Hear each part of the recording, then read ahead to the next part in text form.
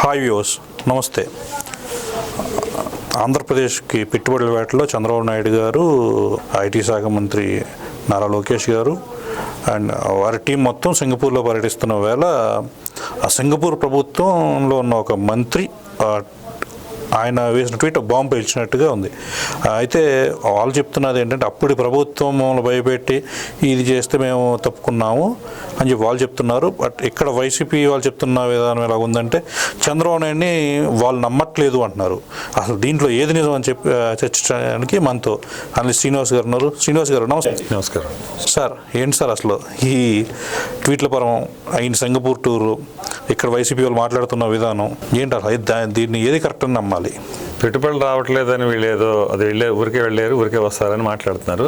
అవన్నీ రిజల్ట్ వచ్చిన తర్వాత మాట్లాడుకోవాలి. ఇప్పుడు ఎంఓయూలు కుదుర్చుకోవటం, పెట్టుబడులు ఆకర్షించే కార్యక్రమాలు చేపట్టడం, వాళ్ళు ఉత్సాహంగా ముందుకు రావాలని ప్రయత్నించడం, అందులో భాగంగా ఎన్నో ఒప్పందాలు జరుగుతున్నాయి. చాలా ప్రోగ్రెసివ్గా అక్కడ వెళ్తుంది. అయితే ఇప్పుడు అవి జరుగుతాయా లేదా అనేది వీళ్ళకి ఒక విమర్శలు అయితే ఏదైతే చేస్తున్నారో దానికి ఆయన చేసి చూపించిన ట్రాక్ రికార్డ్ అయితే ఉంది.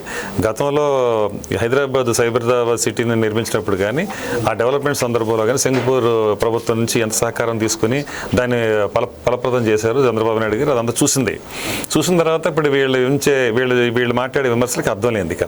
ఇక రెండేది ఏంటంటే, అసలు నిజం చెప్పాలంటే సింగపూర్ కన్సార్టియం వచ్చి మనకి ఉచితంగా ప్లాన్ ఇచ్చి అమరావతి నిర్మాణం కోసం వాళ్ళు సహకరిస్తానన్న సందర్భంలో చంద్రబాబు నాయుడు గారు వాళ్ళ నుంచి ఆ హెల్ప్ తీసుకుని అది ముందు తీసుకెళ్దామని అనుకున్నారు.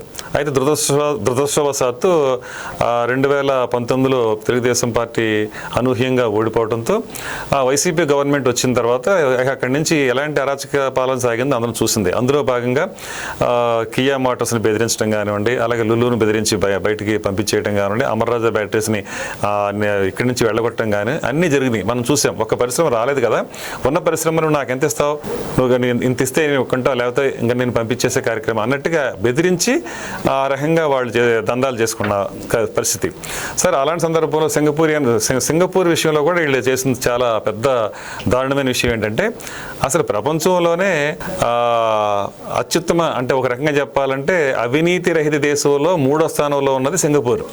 అలాంటి సింగపూర్ని లంచం అడిగాడు ఈ మహానుభావుడు, ఎవరో జగన్మోహన్ రెడ్డి గారు, 143 కోట్లు. మరి ఇంకెందుకు వాళ్ళు ఎందుకు సహిస్తారు ఆ విషయాన్ని అంటే, ఇమీడియట్గా వాళ్ళు ఇక్కడి నుంచి మనకున్న ఒప్పందాలను క్యాన్సిల్ చేసుకుని డ్రాప్ అయిపోయి ఇంకా ఒక రకంగా చెప్పాలంటే యావగించుకున్నారు.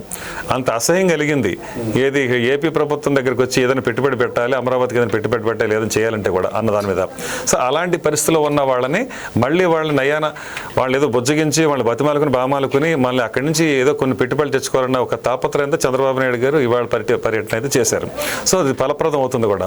ఎంతోమందితో ఎన్నో కంపెనీలు మాట్లాడుకుని ఒప్పందాలు చేసుకుని ఇవాళ తీసుకురావడం కోసం పూర్తి స్థాయిలో ఆయన చాలా ఎఫర్ట్ చేస్తున్నారు. అలాంటి సందర్భంలో వాళ్ళు కూడా చాలా సంతోషంగా మళ్ళీ మీరు కాబట్టి మేము వస్తున్నాం అనే విధంగా ఉన్నారు. సో అది క్రెడిబిలిటీ ఉన్న నాయకుడి లక్షణం.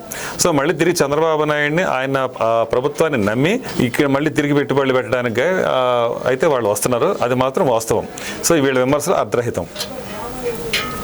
అంటే వీళ్ళు చేస్తున్న విమర్శలు ఏంటంటే, అప్పట్లో చంద్రబాబు నాయుడు సన్నిహితులుగా ఉన్న మంత్రి ఈశ్వరన్ ఎవరైతే ఉన్నారో ఆయనే అవినీతికి కేసుల్లో ఇరుక్కుని జైల్లో ఉన్నాడు ఈరోజు. వీళ్ళని నమ్మి ఆ సింగపూర్ ప్రభుత్వం ముందుకు వచ్చే ఉద్దేశంలో అయితే లేదు. ఇప్పుడున్న చంద్రబాబు నాయుడు గారిని అయితేనేమి వాళ్ళ ప్రభుత్వాన్ని అయితే నమ్మి ముందుకు వచ్చే ఇదైతే లేదు అని చెప్పి అంటున్నారు. అది అక్కడ సింగపూర్ సంబంధించి ఆ ప్రభుత్వంలో ఉన్న వాళ్ళకి సంబంధించిన విషయాలు అవి. ఇప్పుడు ఆ ప్రభుత్వంలో మరి ఏదైనా జరుగుంటే అది వాళ్ళకి సంబంధించి ఆ ప్రభుత్వ నిర్ణయాలకు సంబంధించి ఉంటుంది. ఇక్కడ మనం ఎంతవరకు ఆ దేశంతో ఒప్పందం చేసుకుంటాం. ఎవరైనా సరే ఆ దేశంలో ఉన్న పరిశ్రమలు లేకపోతే ఏమైనా ఉంటే ఐటీ కంపెనీస్ వాటిలో మాట్లాడుకొని మనం ఇక్కడికి రప్పించుకునే ప్రయత్నంలో డైరెక్ట్గా ఒక విదేశాంగ శాఖ మంత్రితోనే లేకపోతే అక్కడ ఉండే ఎవరైతే అధికార ప్రతినిధులు వాళ్ళతో మాట్లాడుకుంటూ ఉంటాం. అక్కడ అవినీతి జరిగిందా అనేది అది వాళ్ళ అంతర్గత విషయం. అలాంటిది ఏదంటే వాళ్ళు చూసుకుంటారు. అంతేకాని ఇక్కడ మనకే వాళ్ళకి సంబంధం ఉంది. అక్కడ ఆ విషయంలో సంబంధం లేని విషయాన్ని వీళ్ళు సంబంధం ఉన్నట్టుగా మాట్లాడటం తప్పితే ఏమీ లేదు. ఇప్పటి వరకు చంద్రబాబు నాయుడు గారు వెళ్ళి 3 రోజులు అవుతుంది. 3 రోజుల్లో ఆయన కలిసిన కంపెనీలు అయితేనేమి, కంపెనీకి సంబంధించిన ప్రముఖులు అయితేనేమి, ప్రభుత్వంలో ఉన్న పెద్దలు అయితేనేమి ఎవరు చూసినా పాజిటివ్గా రెస్పాండ్ అవుతున్నారు అంటున్నారు. టూర్ కంప్లీట్ చేసి వచ్చేటప్పటికి ఎంత పెట్టుబడులతో తిరిగి వస్తారో. ఏమంటే ఇప్పుడు విత్తనం వేసిన తర్వాత ఆ రోజే ఫలం ఉండదు. ఇవాళ విత్తనం వేయడానికి కోసం ఇప్పుడు సంవత్సర కాలంలో ఎన్నో అభివృద్ధి కార్యక్రమాలు చేపట్టుకుంటూ వస్తున్నారు. ఎన్నో కంపెనీల కోసం ఇక్కడికి ప్రయత్నం చేస్తున్నారు. దావోస్ వెళ్ళారు, అక్కడ కూడా చాలా ప్రోగ్రెస్గా అన్ని కనిపించాయి, వస్తున్నాయి.